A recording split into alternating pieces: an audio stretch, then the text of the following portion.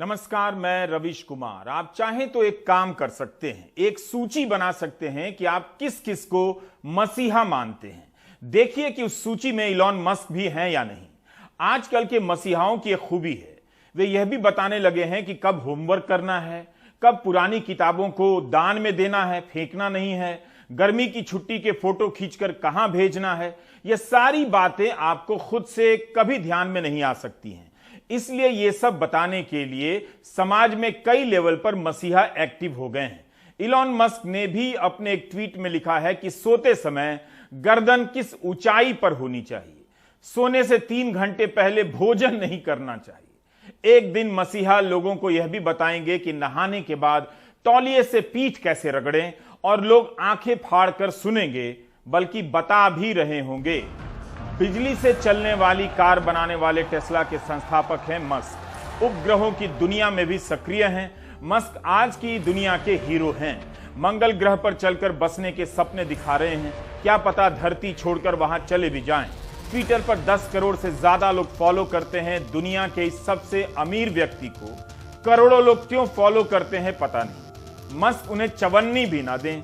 वैसे business insider की एक रिपोर्ट है कि 10 करोड़ में से 23% फॉलोअर नकली हो सकते हैं। मस्क की चालाकी देखिए। 4 जून 2013 को ट्वीट करते हैं कि अपनी कंपनी में पहला पैसा डाला है तो निकालने वाले भी आखिरी होंगे, यानी शेयर नहीं बेचेंगे। पिछले कुछ महीनों में करीब 18 अरब डॉलर के शेयर बेच चुके हैं। अप्रैल में ट्विटर खरीदने की डील करते हैं और उधर मौके का फायदा उठाकर अपने शेयर बेच देते हैं। 8 अरब डॉलर की रकम उनके खाते में आ जाती है, भारतीय रुपए में करीब 9,000 करोड़ रुपए। अब मस्क ने ट्विटर से डील रद्द कर दी है। ट्विटर ने मुकदमा कर दिया है। जानकार कहते हैं कि अगर मस्क ने ट्विटर से डील कर ली और 1 अरब डॉलर देकर मुकदमे को रफा दफा कर दिया, तब भी उनके खाते में 7 अरब डॉलर से ज्यादा की रकम जमा रहेगी। इसे कहते हैं मसीहा बनकर लोगों की जेब काट लेना।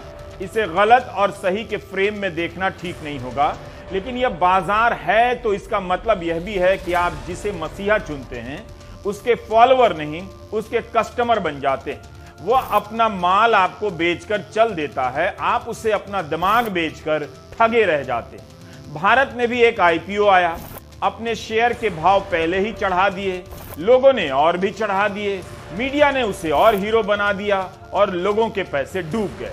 उस एटीएम वाले के हाथ में आईपीओ से हजारों करोड़ रुपए आ गए। जब लिस्ट हुई तो सबके पैसे डूब गए। राजनीति और बिजनेस के मसीहा जानते हैं कि लोग किस टाइप के हैं। लोग भी साबित कर देते हैं कि उसी टाइप के हैं। ऐसा कैसे हो जाता है कि मस्क हो, माइक्रोसॉफ्ट के सत्या नडेला हो या फेसबुक के मार्क जुकरबर्ग, ये सभी एक ही समय में अपना शेयर बेचने लगते हैं और लाखों करोड़ों रुपए अपना निकाल लेते हैं।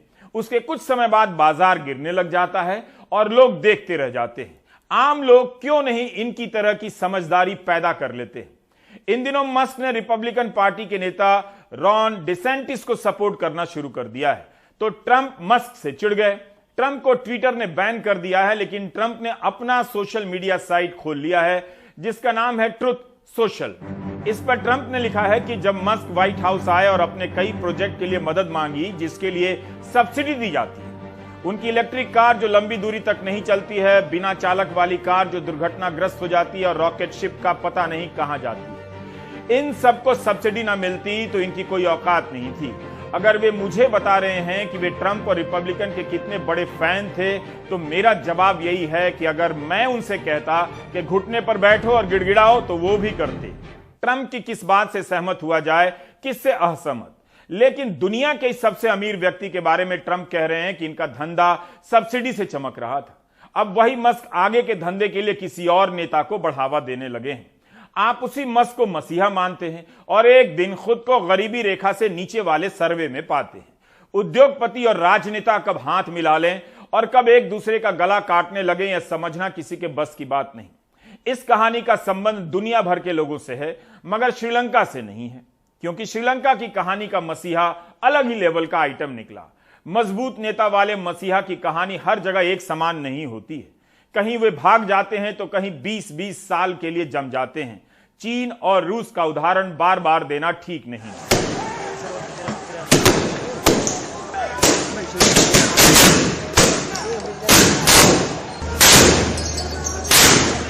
श्रीलंका की आबादी 2.25 करोड़ से कुछ अधिक है। यहाँ की साक्षरता दर 90% से अधिक है। इसके बाद भी यहाँ की जनता को तमिलों और मुसलमानों से ऐसी नफरत हो गई कि उसने गोताबाया राजपक्षा को मसीहा ही माना।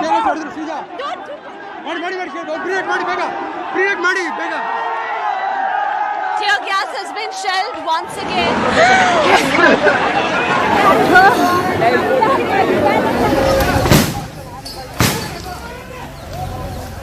गोताबाया कुछ भी करते, मुसलमान और तमिल से नफरत के नाम पर सिंघला बौद्ध हर बात पर मुहर लगा देते। यहां तक कि 2019 में जब गोताबाया ने सभी के लिए टैक्स में कमी कर दी, जिससे श्रीलंका का राजस्व खाली होने लगा, सबने कहा अच्छा है। महंगाई बढ़ने लगी, जनता की जेब से पैसे गायब होने लगे। 2019 में ही भारत में केवल कॉरपोरेट के टैक्स में कटौती की गई थी। उसी से 1.5 लाख करोड़ का टैक्स कम हो गया। इसकी भरपाई तरह तरह से की जाने लगी। मजबूत सरकार देने वाले श्रीलंका के मजबूत नेता भागने के लिए कई देशों से गिड़गिड़ाते रहे। अंत में भागकर मालदीव पहुंचे। इनके भाई बासिल राजापक्षा को श्रीलंका में ही रोक लिया गया है। बासिल पूर्व वित्त मंत्री रह चुके हैं। जनता को विकास दिखे और पहले से ज्यादा विकास दिखे, इसके लिए महिंदा राजापक्षा ने भी खूब सारे एक्सप्रेसवे बनवाना शुरू कर दिया था। हम्बनतोता बंदरगाह और कोलंबो पोर्ट सिटी के प्रोजेक्ट में 17 अरब डॉलर से ज्यादा लागत आने वाली थी। हम्बनतोता 2011 में बनकर तैयार हो गया, लेकिन लगातार घाटा ही देता रहा।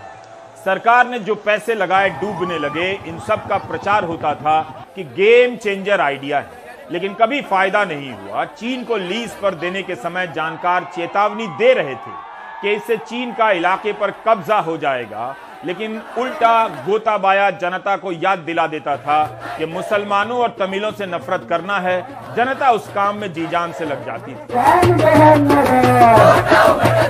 राजनीतिक रूप से लाभ का ध्यान रखकर प्रोजेक्ट लॉन्च किया जाने लगा और जनता विकास की वाहवाही में तबाही की ताली बजाने लगी।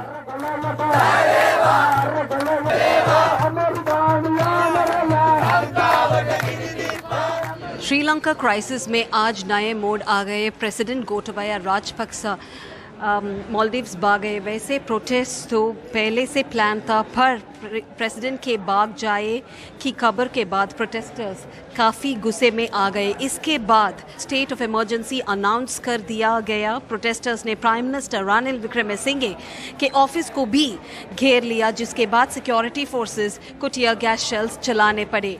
प्राइम मिनिस्टर रानिल विक्रमसिंघे ने टीवी में मिलिट्री एंड पुलिस को लॉ और ऑर्डर बनाने को कहा है। पार्लियामेंट के स्पीकर महिंदा यापा अभेवर्धने ने कहा है कि प्रेसिडेंट गोटाबाया राजपक्षा आज ही अपना रेसिग्नेशन दे देंगे। अभी प्राइम मिनिस्टर रानिल विक्रमसिंघे को प्रेसिडेंट एक्टिंग प्रेसिडेंट बनाया गया है। कोलंबो से श्रीजा, NDTV इंडिया के लिए। श्रीलंका में आपातकाल लग चुका है। आज वहां भीड़ को तितर बितर करने के लिए पुलिस को गोलियां चलानी पड़ी हैं, आंसू गैस के गोले छोड़ने पड़े हैं। हजारों की भीड़ ने प्रधानमंत्री और कार्यवाहक राष्ट्रपति रनिल विक्रमसिंघे का घर घेर लिया। प्रदर्शनकारियों की भीड़ संसद का भी घेराव करने लगी और देखते देखते श्रीलंका के सरकारी टीवी नेटवर्क के दफ्तर में भी भीड़ घुस गई, जिसके कारण थोड़ी देर के लिए प्रसारण रोकना पड़ा। श्रीलंका के कई प्रांतों में अनिश्चित काल के लिए कर्फ्यू लगा दिया गया है। गोताबाया के सिंगापुर में शरण लेने की खबरें हैं कि वे मालदीव से सिंगापुर जा सकते हैं। राजापक्षा ने सेना से कहा कि वे सेना के कमांडर हैं, इसलिए उन्हें भागने के लिए जहाज देना ही पड़ेगा। गोताबाया सेना के जहाज से ही मालदीव भागे। गोताबाया के भाषणों को ठीक से सुनेंगे तो आपको बहुत कुछ याद आएगा। वे अपनी गलती कभी नहीं मानते थे, हर बात में पिछली सरकार को जिम्मेदार ठहराते थे। 2019 के चुनाव में गोताबाया ने श्रीलंका की मुद्रा के कमजोर होने का मुद्दा खूब उठाया। ठीक यही मुद्दा 2014 में भारत में छा चुका था। तब श्रीलंका में गोताबाया जनता को सपने दिखा रहे थे कि उस पर टैक्स बहुत बढ़ गया है, सत्ता में आएंगे तो कम कर देंगे। आए तो सभी के लिए कम भी कर दिया, लेकिन खजाना ही खाली होने लगा। श्रीलंका छोड़कर भाग गए इस धर्म पुरुष और मसीहा गोताबाया राजापक्षा के भाषण का छोटा सा हिस्सा सुनिए। कुछ याद आए तो भी याद मत कीजिए। 25 जून 2021 को गोताबाया ने राष्ट्र के नाम अपने संबोधन में कहा था कि 2015 से 19 के बीच जो पहले की सरकार थी, उस समय कोई प्राकृतिक आपदा नहीं आई, कोरोना जैसा कोई ग्लोबल संकट नहीं आया। बिना किसी ठोस कारण के राज्यों के प्रशासन की वजह से अर्थव्यवस्था ध्वस्त हो गई। 2019 से ही अर्थव्यवस्था में गिरावट आने लगी थी। हमारे देश पर बाहरी कर्जा बढ़ने लगा, जनता पर टैक्स डबल हो गया, रुपया कमजोर हो गया और चीजों के दाम आसमान छूने लगे। विदेशी मुद्रा का भंडार गिरने लगा। मुझे एक बर्बाद अर्थव्यवस्था विरासत में मिली थी। श्रीलंका जैसे देश के लिए इंफ्रास्ट्रक्चर प्रोजेक्ट की घोषणा अनाप शनाप तरीके से होने लगी। राजापक्षा ने दावा किया कि 2021 तक 10,000 पुल बनाए गए, 14,000 तालाबों का संरक्षण किया गया, 1,000 से अधिक खेल के मैदान बनाए गए, 100 छोटे और मध्यम शहरों का विकास किया गया। श्रीलंका में 100 शहरों के विकास का प्लान लॉन्च हुआ था, भारत के स्मार्ट सिटी की तरह। काश हम बता पाते या दिखा पाते कि उन स्मार्ट सिटी की क्या हालत है।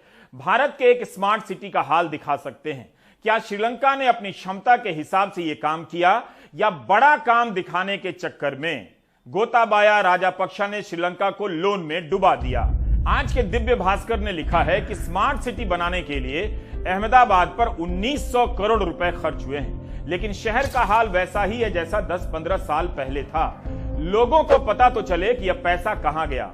10 साल में अहमदाबाद म्युनिसिपल कॉरपोरेशन का बजट भी 2 गुना हो गया, लेकिन जनता की परेशानी कम नहीं हुई। संदेश ने अहमदाबाद की तुलना वेनिस से की है, बस वहां के गोंडोला की जगह यहां कारें तैर रही हैं, यह लिखा है। श्रीलंका में सरकार अपने यार पूंजीपतियों को फायदा पहुंचा रही थी, उनके लिए लोन ले रही थी और जनता को इंफ्रास्ट्रक्चर के नाम पर सपने बेच रही थी। अक्टूबर 2021 में विश्व बैंक तारीफ करता है कि श्रीलंका 1 लाख किलोमीटर सड़क बनाने जा रहा है। अब विश्व बैंक भी भाग जाएगा। तब के परिवहन मंत्री फर्नांडो विश्व बैंक की तारीफ को बढ़ा चढ़ाकर दिखाते हैं कि $500 मिलियन का लोन मिलेगा। उतनी सड़क की जरूरत थी या नहीं, लेकिन विकास के नाम पर लोगों की छत पर भी सड़क बना दी जाए तो लोग कहेंगे कि भाई वाह, अब आंगन से भी एक सड़क निकल जाए।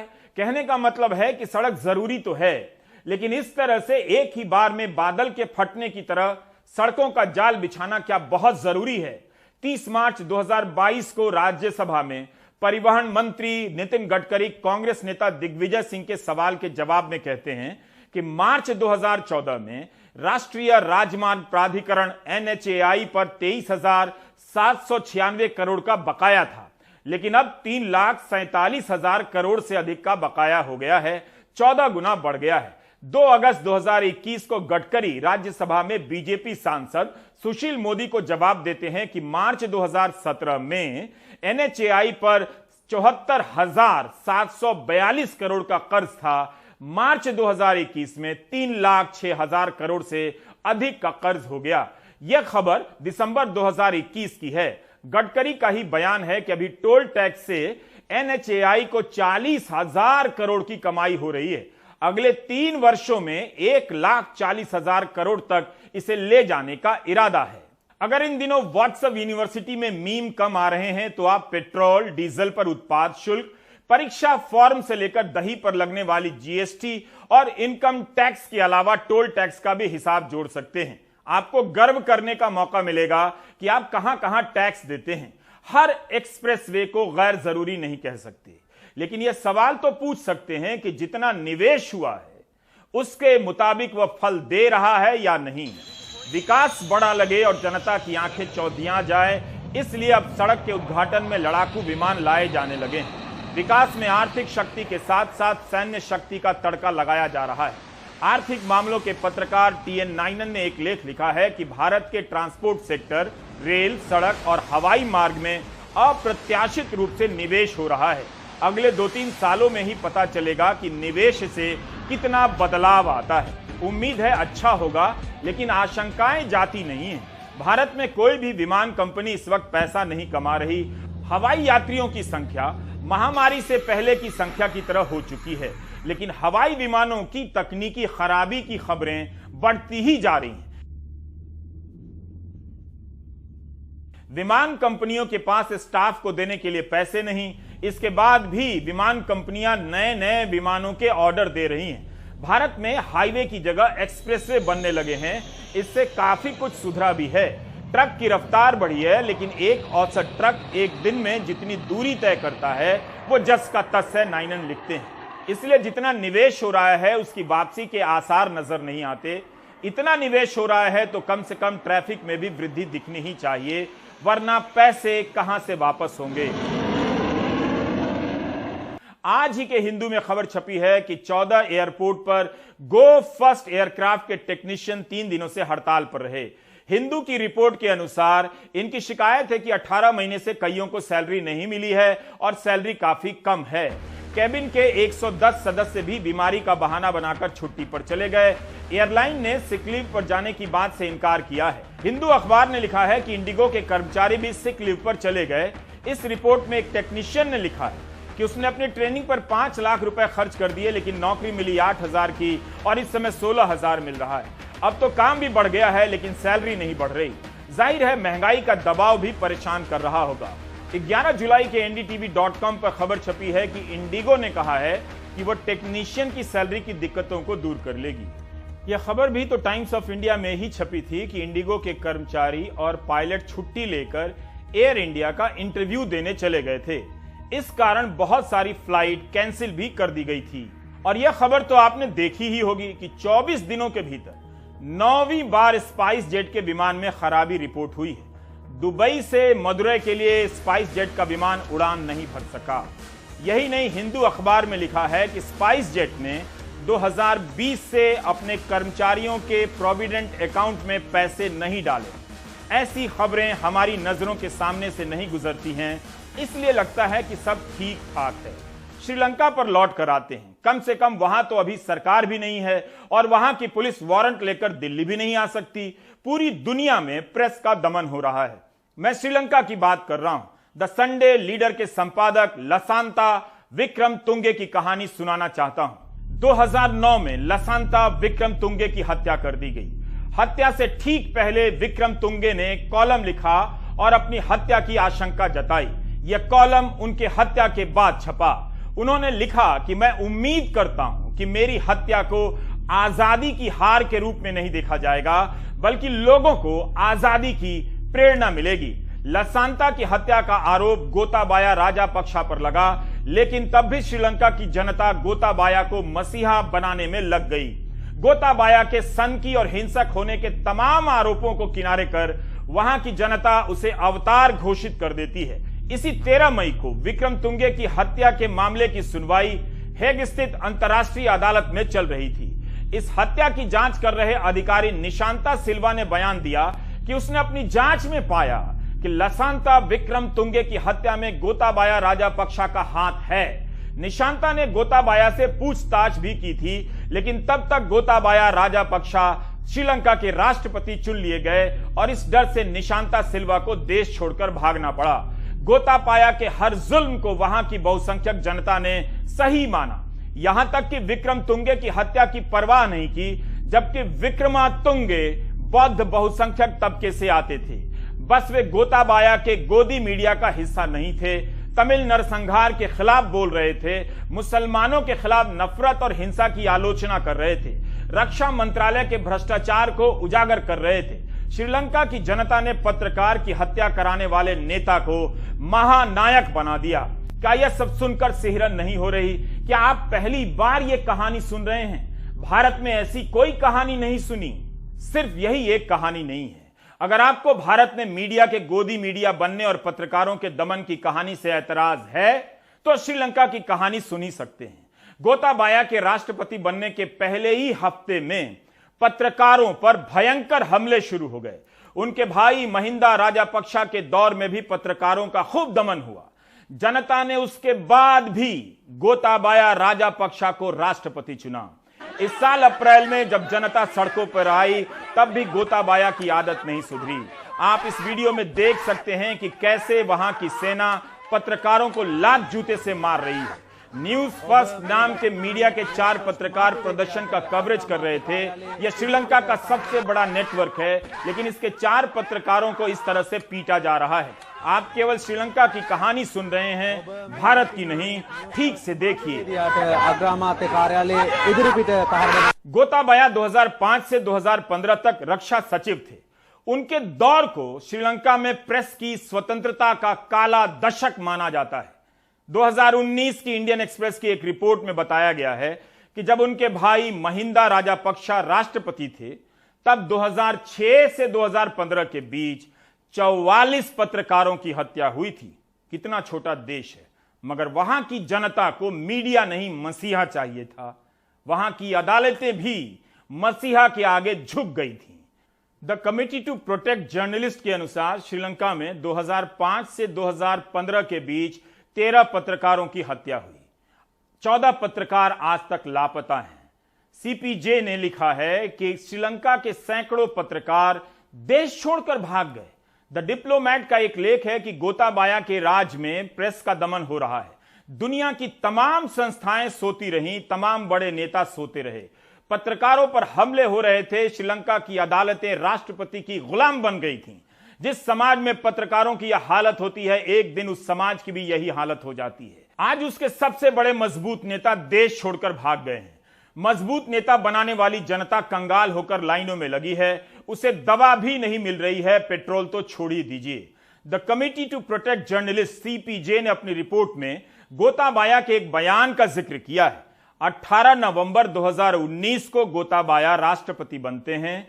12 दिसंबर 2019 को एक स्थानीय मीडिया संस्थान में भाषण देते हुए कहते हैं कि सकारात्मक आलोचना के कई अवसर मौजूद हैं, लेकिन वे मीडिया संस्थानों से उम्मीद करते हैं कि पक्ष में भी रिपोर्टिंग करें, जिससे देश की प्रतिष्ठा बढ़े।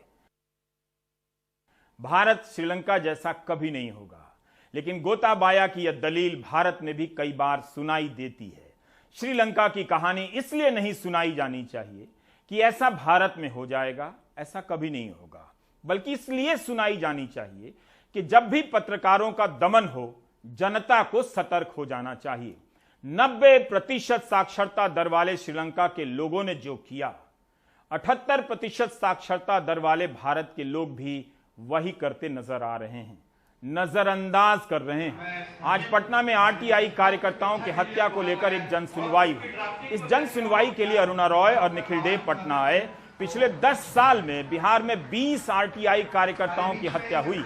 बिहार में सबसे अधिक हत्याएं हुई।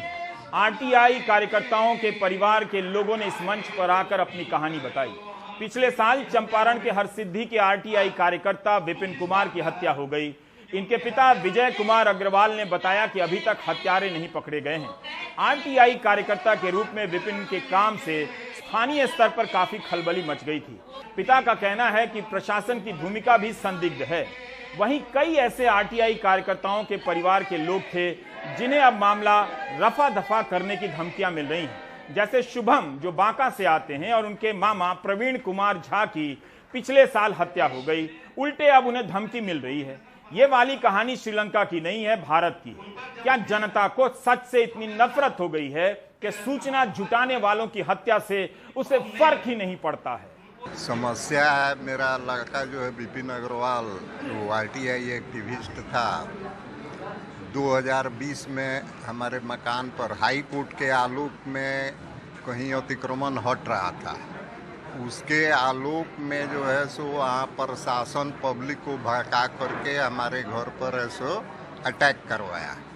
अटैक में जो है सो बहुत तोड़ फोड़ लूटपाट सब किया। करने के बाद जो है सो हमारी पतोहू को वहाँ से मारते पीटते कार्यस्थल पर ले गया।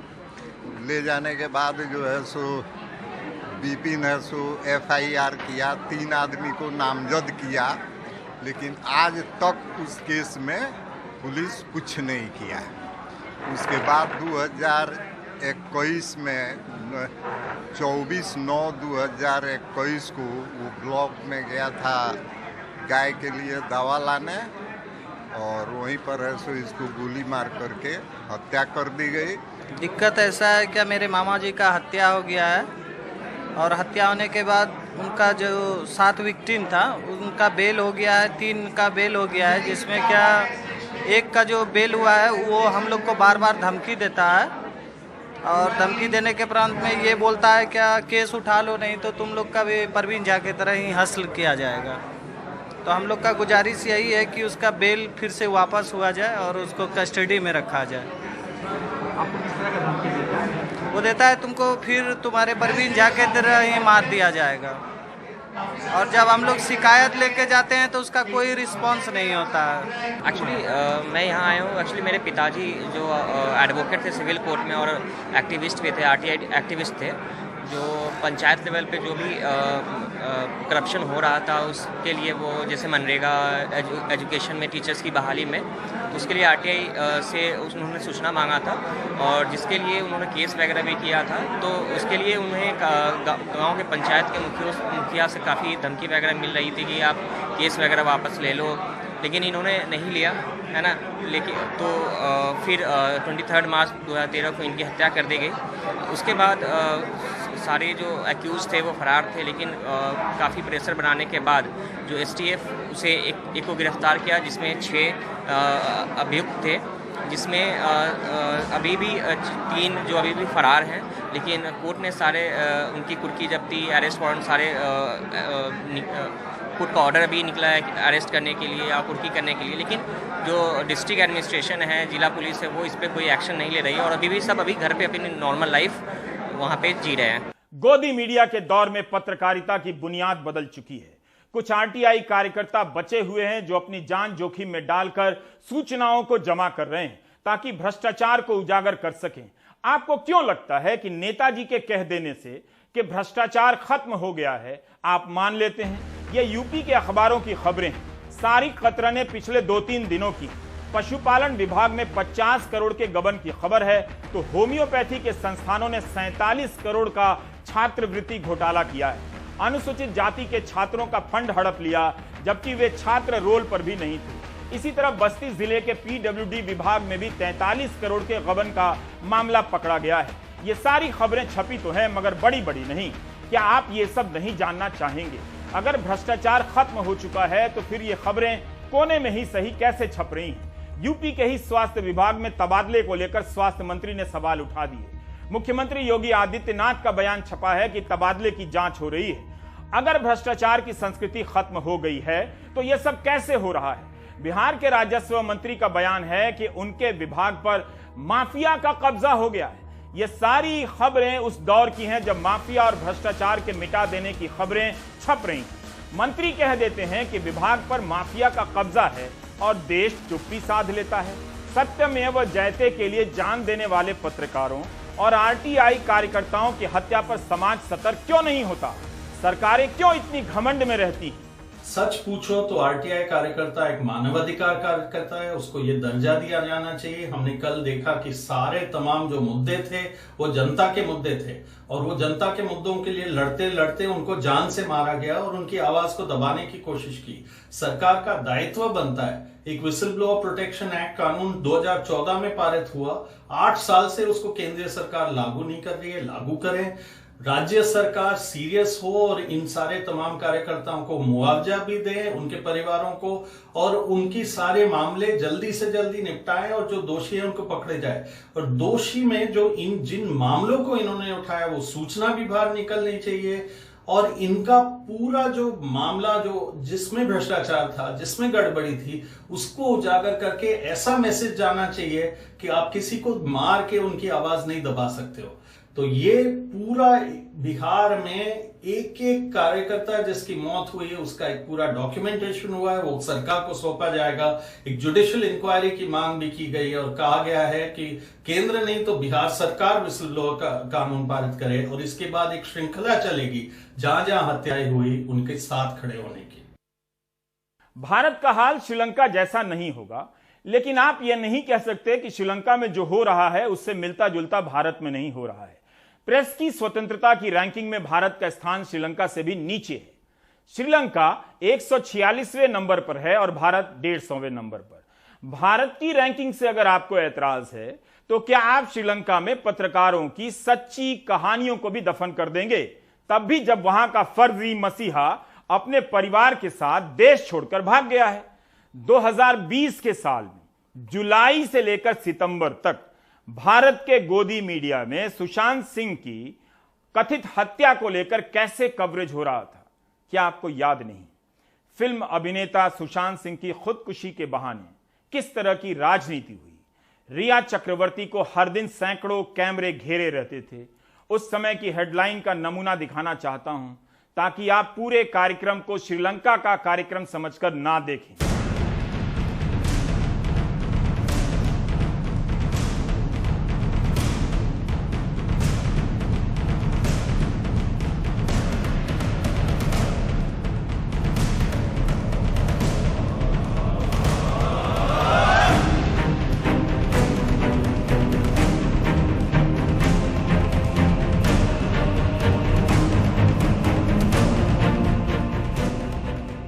3 महीने तक कवरेज चलता रहा और लोग आंखें फाड़ कर देखते रहे।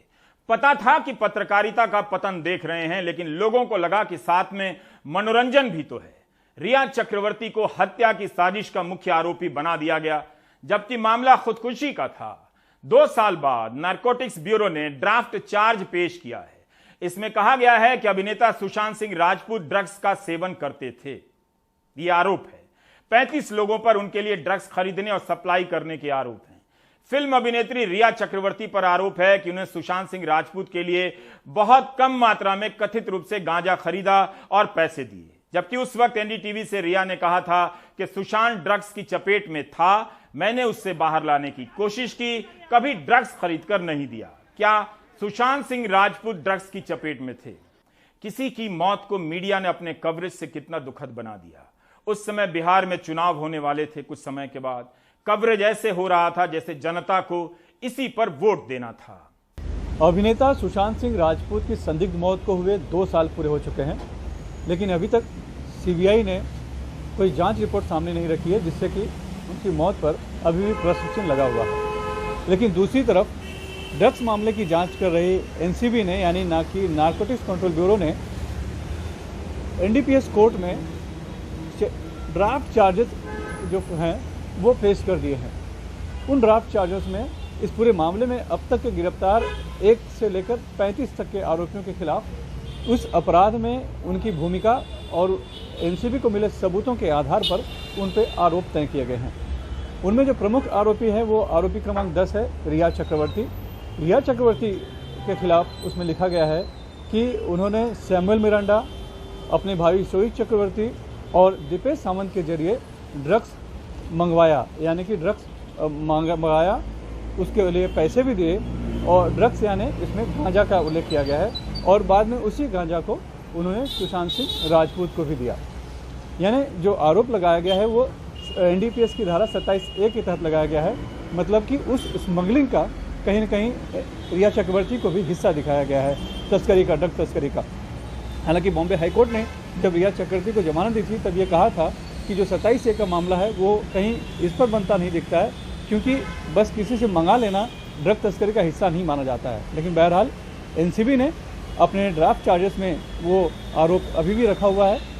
अब इस ड्राफ्ट चार्जेस पर कोर्ट में बहस होगी, बचाव पक्ष अपनी बात रखेंगे, उसके बाद तय होगा कि कौन कौन से आरोप तय होते हैं। लेकिन एक बात जरूर है कि ड्राफ्ट चार्जेस में 27A लगाकर कहीं न कहीं एनसीबी ने रिया चक्रवर्ती की इस पूरे मामले में एक भूमिका को संदिग्ध बनाए रखा है और उनको पूरे ड्रग्स सिंडिकेट से जोड़े रखा है। कोरोना के मामले यहां और वहां बढ़ते ही जा रहे हैं, इसलिए फिर से सतर्कता बढ़ा दीजिए। सूचना प्रसारण मंत्री अनुराग ठाकुर ने कहा है कि आजादी का अमृत महोत्सव चल रहा है। इसके उपलक्ष्य में सरकार 15 जुलाई से फ्री में बूस्टर डोज लगाने जा रही है। 18 साल से ऊपर के सभी को अगले 75 दिनों तक फ्री में बूस्टर डोज दिए जाएंगे। इस अवसर पर एक और अभियान के लॉन्च होने की खबरें छप रही हैं। मीडिया की खबरों में छपा है कि हर घर तिरंगा, देश भर के 20 करोड़ घरों में तिरंगा लहराया जाएगा। अमृत काल में प्राइम टाइम भी किसी अमृत से कम नहीं, स्वीकार कर लीजिए और ब्रेक ले लीजिए। जो जनता पैसे लेकर वोट देती है, क्या उस पर कोई आपराधिक मामला दर्ज नहीं हो सकता? मध्य प्रदेश के नीमच में एक शख्स सरपंच का चुनाव हार गया। जीतने के लिए उसने नोट बांटे थे, अब हार गया तो नोट मांग रहा है। नोट मांगने का वीडियो वायरल हो गया है। अनुराग द्वारी की यह रिपोर्ट देखिए। या पोलिंग अपनी जाते किलो कैमरे के उस पार जनता है, कैमरे के दूसरी तरफ नेताजी घर घर जा रहे हैं वोट नहीं नोट मांगने।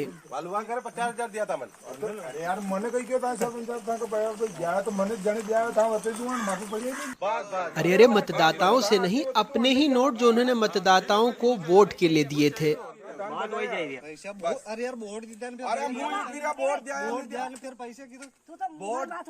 वोट दिया तो दी दिया, आला का पैसा लेगा तो पैसा दाम बस यो है। खाली चेताव वाले आया बात फिलहाल चेताव वाले आया की बात है। वोट जीता है, अरे वोट दिया है भले नहीं दिया, वोट दिया है नहीं दिया, मैं चेताव वाले आया है। नीमच जिले के देवरान में सरपंच पद के लिए राजू दायमा खड़े थे। पोस्टर बताता है वो योग्य, शिक्षित, सेवाभावी, अनुभवी युवा वगैरह वगैरह हैं। चश्मे का निशान था। अब देखिए ना, पैसे बांटते वक्त पुलिस प्रशासन का चश्मा उन्हें देख नहीं पाया। आरोप है कि चुनाव हारने पर उनके कार्यकर्ता गांव वालों से वसूली करने पहुंच गए। वसूली का वीडियो वायरल हो गया, तब पुलिस के चश्मे में वो दिखे हैं। अब जाकर मामला दर्ज हुआ है।